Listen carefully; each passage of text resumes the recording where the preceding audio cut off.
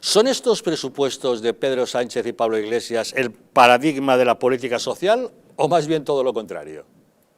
No, de hecho son presupuestos profundamente antisociales. Las partidas que más aumentan son fundamentalmente gasto clientelar y gasto burocrático. No, y además, en cualquier caso, cualquier ciudadano puede entender que cuando se genera un enorme desequilibrio presupuestario como el que lleva a cabo estos presupuestos, se pone en peligro lo que se finge proteger. Ellos fingen que están protegiendo las pensiones, el gasto social, etcétera, pero se pone en peligro cuando en unos presupuestos que tienen unas estimaciones de crecimiento de la economía de España de más del 9%, que es completamente increíble y completamente ridículo, para el año 2021, se genera el mayor déficit de toda la Unión Europea, 94.000 millones.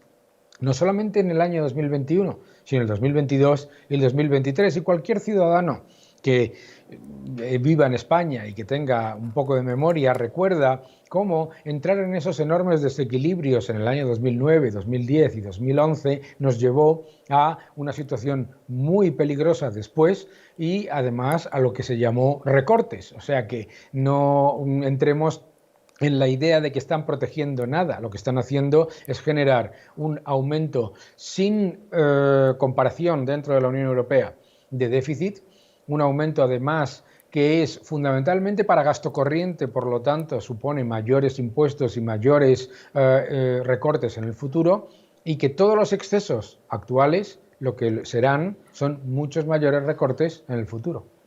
Da la impresión de que este gobierno considera que el gasto no es un problema, don Daniel, y que todo se soluciona subiendo los impuestos. Bueno, claro, el gobierno siempre piensa que gasta muy poco y que ustedes ganan demasiado, siempre, ¿no?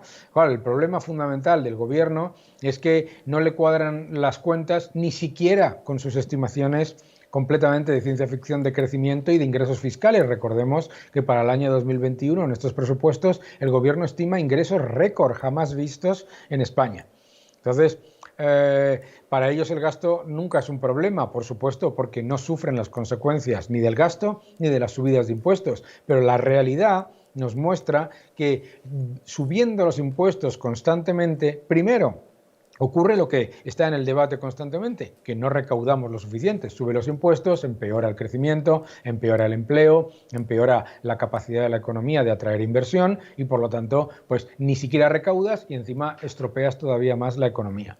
Pero el problema fundamental es que el gobierno está fiándolo absolutamente todo a una generosidad y a una paciencia de la Unión Europea que en algún momento termina por quebrarse. Y eso es muy, muy, muy peligroso. El gasto es un problema. Y este es el único gobierno de toda la Unión Europea, el único gobierno de toda la Unión Europea que no ha reducido gastos innecesarios, que no ha priorizado en una pandemia a lo que eran ya gastos que se habían disparado en el año 2019, gastos de bonanza. Se le han añadido los estabilizadores automáticos y todas las promesas a sus socios de coalición. ¿En cuánto ha aumentado Sánchez la deuda de cada español desde que gobierna? Desde que gobierna Sánchez, aproximadamente cada español debe alrededor de 3.100 euros, 3.100 euros más.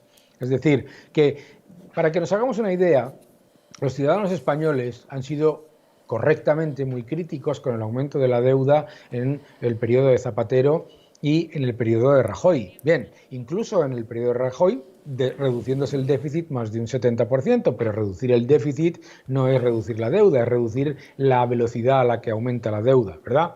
Entonces, para que nos hagamos una idea, en un año Pedro Sánchez ha aumentado la deuda más que en la crisis el gobierno de Zapatero en el año 2009.